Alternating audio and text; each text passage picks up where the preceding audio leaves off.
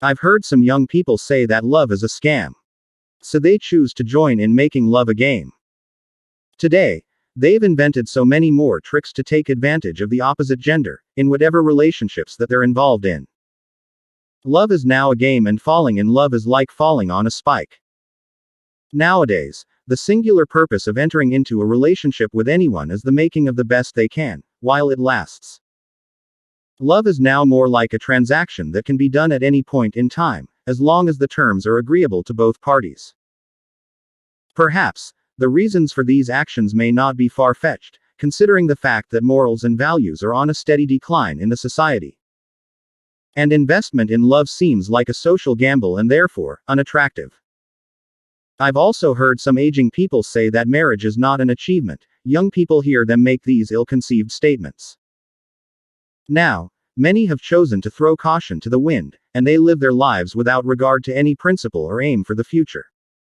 Perhaps, you may have the same impression about love and marriage. Perhaps, you may think that such an institution is a waste of time and resources.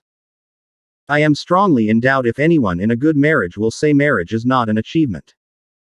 I find it near impossible to believe that anyone in a healthy and sustainable relationship would say that love is a scam. Obviously, it's easier for one in a toxic relationship to hold such an uncomplimentary impression of love and marriage.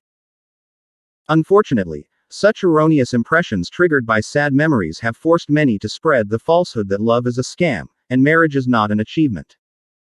There's no need to spoil the truth. It may be bitter and hard to accept, but we can't continue to live a lie just so no one feels offended. There's something recklessly outstanding amongst those who insist that love is a scam and marriage is not an achievement. I'll tell you what it is.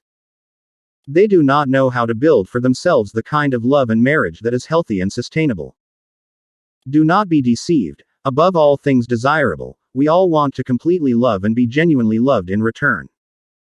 But that's not happening for everyone, irrespective of their endowment, attainment, and commitment.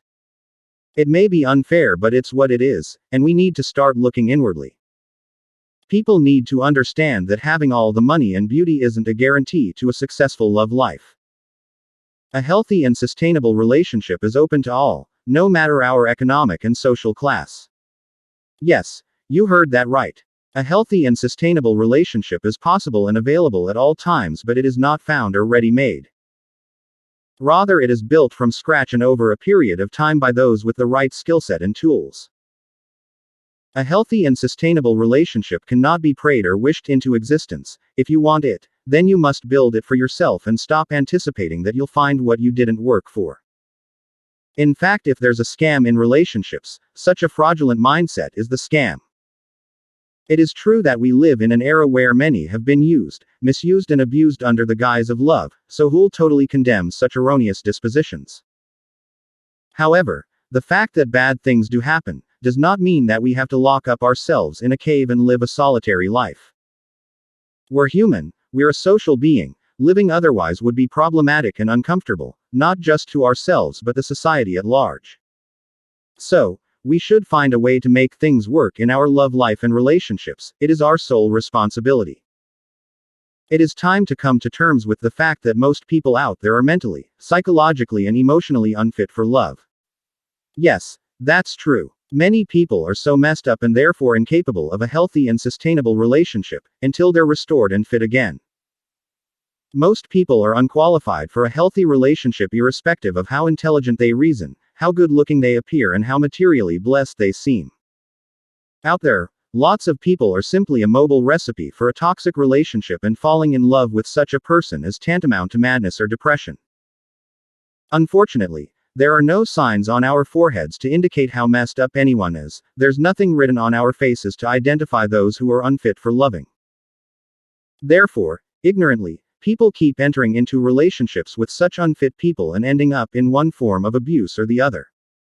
Annoyingly, most people have their value system and priorities so messed up that they can't choose a worthy partner in the midst of thousands.